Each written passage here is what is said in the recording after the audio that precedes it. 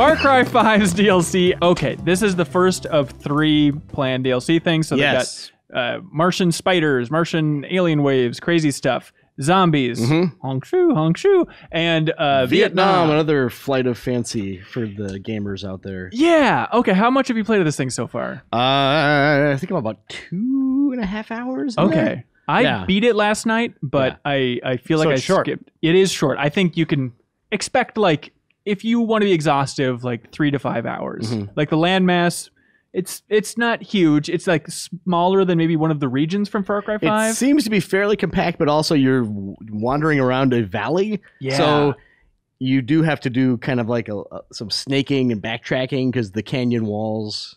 I'm just using these geographic terms. Right. It's interchangeably, super but- steep. Yeah, everywhere. you can't get up it. Right. And that's the interesting thing is you think like, all right, Vietnam in games, I'm sure I played something. And it wasn't until playing this game last night where I realized like, I don't think I've really played. There's like Battlefield, there's certain examples of games out there, but I haven't really spent that much time in a video game version of Vietnam. And it feels really unique. Like the geography, I think like the skyboxes and just the environment, I think look really cool in this game where it's all hazy. And then you can see it's just like explosions happening in the distance, just like these red glows. You'd be walking through these steep valleys. There's a panther on your left, and then like U.S. plane just like comes flying through, just like strafing the entire jungle and lighting it up. It's kind of cool. Ubisoft, maybe they get enough credit for this, but I don't think they do. Like settings, like from Assassin's Creed to the Far Cry series, I think they always do a good job of changing it up and making just the location interesting. Yeah. What did you think of the location, Cork?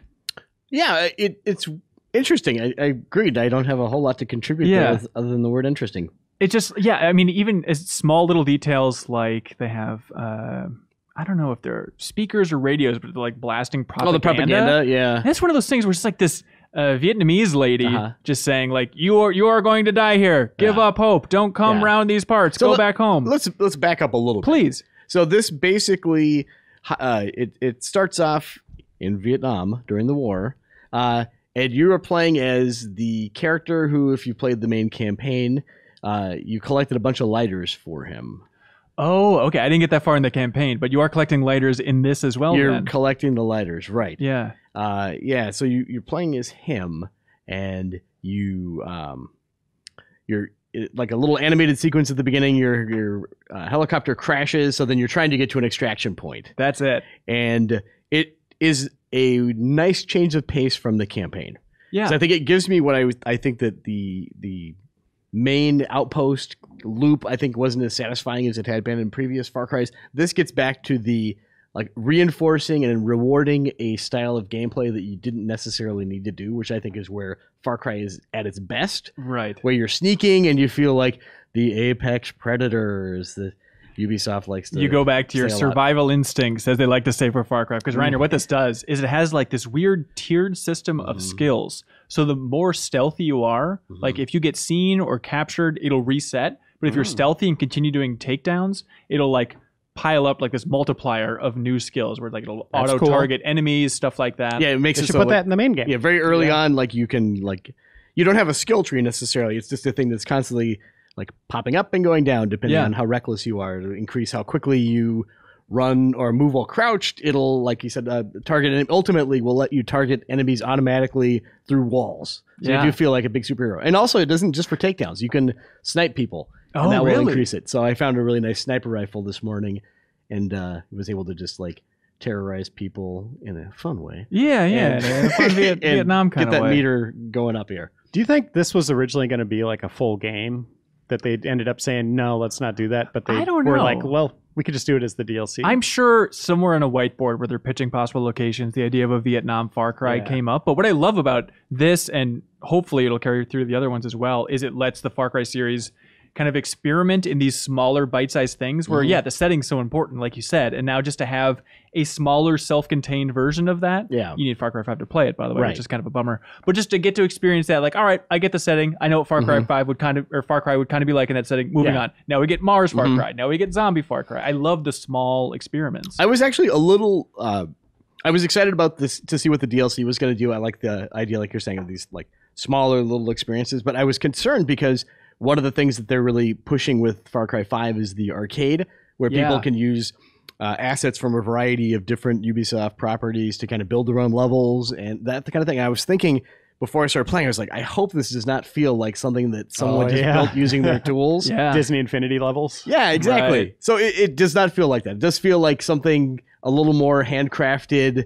I think there aren't anything like, at least, I guess where I stopped, there was something you would say, it's kind of, you could confuse it with a set piece moment in a larger game. You know what I mean? Like a big explosive, bridge gets taken out or something.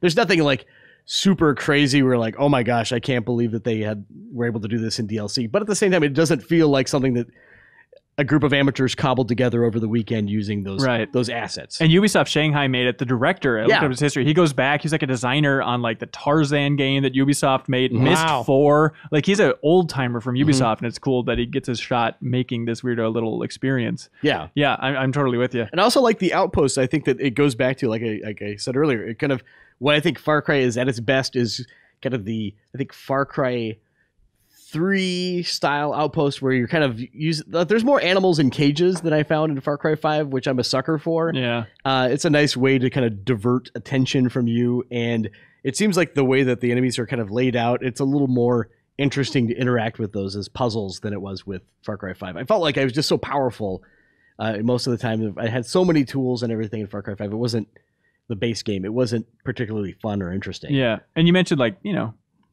the lack of set piece moments. I'm a little bit torn. I like the simplicity of it. Of just, here's the extraction point. Yep. There's POWs and like anti-aircraft guns that you can take it along the way if you want to, but meh. And so I started doing that for a little bit. And then I got to the point where I'm like, I just kind of want to see how this ends and see like what this package is. So then I just beelined it. I just like hugged a mountain, stayed up by the edge, and basically did what I would really do if I was in Vietnam and I knew there was a helicopter waiting for me over there. It's like, all right, forget everybody else. You don't care about that guy's lighter? No, that's fine. That's fine. Everyone's having a good time. Those POWs are enjoying themselves. Yeah. Then they got in the helicopter, and then, there's a big set piece thing towards the end. Okay. I have to hold the line for a while. But then the helicopter pilot's like, well, at least we got you out of here alive. See you, everybody. Just fly away. Interesting, because like while you're kind of exploring, they've got POW camps. You can kind of liberate prisoners. There's two different flavors. There's the South Vietnamese soldiers that you save, and then they will say, thank you, and then they'll give you a piece of intel, like something pops up on the map. Thank you for releasing me. This is great. And then they just kind of wander off because you didn't kill any of the other soldiers, but who knows what happens.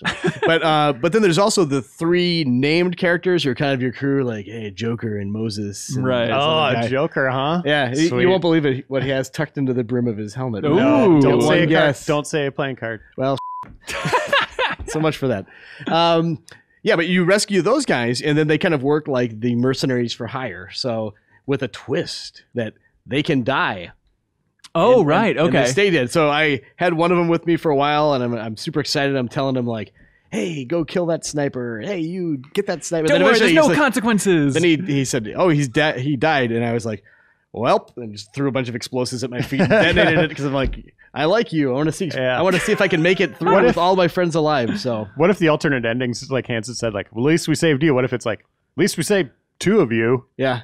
3 of you. Maybe it's all of you. It does have a little image where it's like a war photo, and like I did save one. I saved Joker, and so like it showed him, and I think like the one South Vietnamese guy that I saved as well. So to like start to like fade them in. So I'd imagine just like fill out the photo if you.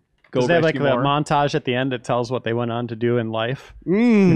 They survive? Yep. No, they don't, but they really should have. That's a missed opportunity. Some of those POWs look like the POWs you rescue from Metal Slug. I don't know if you noticed that. That's exactly. Like the tattered clothes and like the weird beard. Metal Slug, my favorite Vietnam game. Yeah. But also playing through it, I like the simplicity of it, but I feel like if you're expecting, a lot of personality, or for like the Far Cry rebellious brand to really be thinking outside the box here in terms of a Vietnam little story, like there basically isn't a story. It doesn't even have Fortunate Son. Anywhere. Exactly. What the hell? Is it too much to ask? Get a little CCR in there. How do I know where I am? I need that rock music. Yeah, but it's not that punk rock of a Far Cry entry. It sounds like those are coming though. Right? Yeah, I think Mars should be interesting. I don't know how much they're going to lean into a story there, but yeah, for sure. Kick a probe rover around for a while. There's nothing to do on Mars. Yeah, nothing to do on Mars. Nothing ever happens on Mars, as they say in Waiting for Guffman.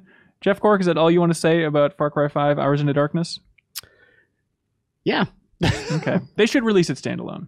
You think so? It's silly that they don't. I know it's not huge, they should but release just all of them together as one standalone. That would be thing. cool. That'd be neat. Yeah. Boy, I have a feeling if they release that standalone, at anything other than a price point of 99 cents, people would be so mad. Dude, they could release that for $10. $5? Here, I do not agree with this, but I think people like to look at their clock when they're evaluating how much something is worth, and if something is you can comfortably beat in 3 hours. Ground zeros. Yeah, that's it. In a lot of people's minds, and again, I'm not agreeing with this, completely worthless as a product. Yeah, you're right. That is sad. That was just a clip from a larger show called The Game Informer Show. You can find it on iTunes, Google Play, or GameInformer.com. We take the fun opportunities and exclusive information from Game Informer magazine and boil it into a show that airs every Thursday with exclusive cover story information, developer interviews, a lot of fun stuff. So come love games with us.